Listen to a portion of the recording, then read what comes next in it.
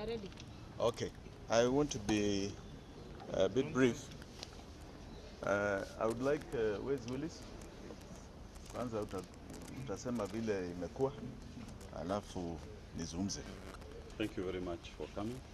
Today we came to court for the court to issue a ruling on deferment of plea taking on the proposed charges that the state are trying to illegally bring against my client Jimi Wanjigi. And we informed the court that there are proceedings going on in the High Court, and in one of the files the High Court has stayed any further proceedings or prosecutions in relation to the proposed charges until the petition filed in the High Court is heard and determined. And we invited the court to consider that ruling, and at this stage to arrest its ruling and stay its proceedings in recognition of the High Court order. We did also inform the court that the matter in the High Court is coming up on the 19th of September, and that we can report back to court on what the position of the High Court is once it considers these matters, and the court has acquiesced to that request. So we are coming back on the 26th of September for further directions. But I must say this, it is important that we note that we are operating within the purview of the rule of law, and as opposed to acting Inspector General of Police convict Masiangeli, we obey court orders as and when they are issued. Convict Masiangeli is a notorious abuser of the court process. He doesn't respect court orders. He disobeyed 7 court orders. He has been convicted. He is supposed to be sentenced tomorrow. As opposed to him, as we believe in the judicial process, we submit to the courts and the authority, and we respect their orders. And you also witnessed today in court, even the state representatives who are not averse to respecting the court orders. And this should be a lesson to convict Masiangeli. You need to report to court tomorrow to be convicted and sentenced to committee. If not committee, Kodiaga. If not Kodiaga, Manyani. And the Kenyan citizens have a responsibility to arrest you and to take you to any of those facilities in defense of our constitution. Thank you very much. That's all I have to say. We also have with us the president of Bunge la Mwananchi, Jkia. Some of the members of that Bunge had also equally been illegally arrested and arraigned in court on similar issues, allegedly because they are associated with Mr. Jimi Wanjigi.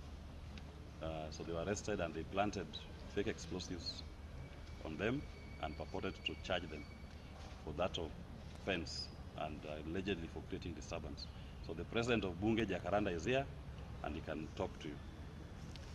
Yes, I'm called William Jahom, Bunge la Mwananchi president, Jkia headquarter. So since 8888 tulikuwa tunafuata hii maneno ya serikali kunyanyasa watu, na tumeona wako na tabia zingine which are not supported by our constitution. Abduction, killing, arresting and shooting innocent Kenyans. Sahi walishika His Excellency Jimi Wanjigi. Wakati walimshika, walimnyanyasa kwa cell. Sasa namwambia serikali waache hiyo tabia. Sisi tuko na mheshimiwa Jimi Wanjigi bumper to bumper mpaka 2027. Thank you very much. Asante sana. Asante sana. As my good wakili has said, we are people who obey the law. We are law-abiding citizens of this republic. And we are here attending court on trumped-up charges. These police, and let me not say, I want to say William Ruto's police, have all the time to tafuta crime on innocent people. But 71 young men and women died on the streets. I've not seen one person brought to court to account for those deaths. There are people who were found in a quarry, young women. We are told there was a man who escaped from prison. We have never seen anybody brought to this court and charged with those crimes. We have seen friends like Bob Jagi and the Longton twins, and several other names that have now been made public that have been abducted. Bob Jagi was abducted after seeing me in Kamukunji police station, where I was actually illegally taken. And this is what, 4 or 5 weeks? 5 weeks now. 5 weeks. We have yet to know where he is. And the Longton twins, we pray for their families. The people who are committing these crimes are not before these courts. They are not charged. This is what you call embedded impunity. And that impunity is being perpetuated by one William Samoei Ruto, who has decided the Constitution is not his true north. He will not follow it. He will ignore it. He will ignore the oath that he took. This is a delinquent of the Constitution in power.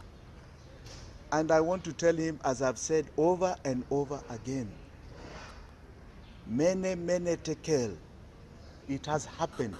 No matter what you do, no matter what you try and do, your time to rule, to govern this country is over. It is over. And the country is coming for you, not just Jimmy. We are coming for you because you are a delinquent of our laws.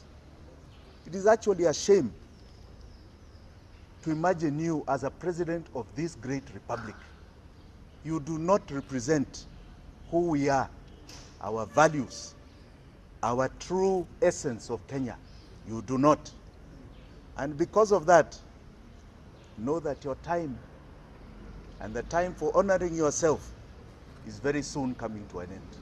Asanteni sana. Maybe just a question before you leave. We know that there are 70 children who are missing. And you've spoken about the Yes. government not following up. What can you say about this? Yes, I saw the DCI trying to respond to those claims that those are children who did not come to school. I think we know the credibility of that DCI now. Yeah? There are people who come and plant fake evidence. There are people who have been part of killing Kenyans here. I want to tell that DCI, we do not believe you.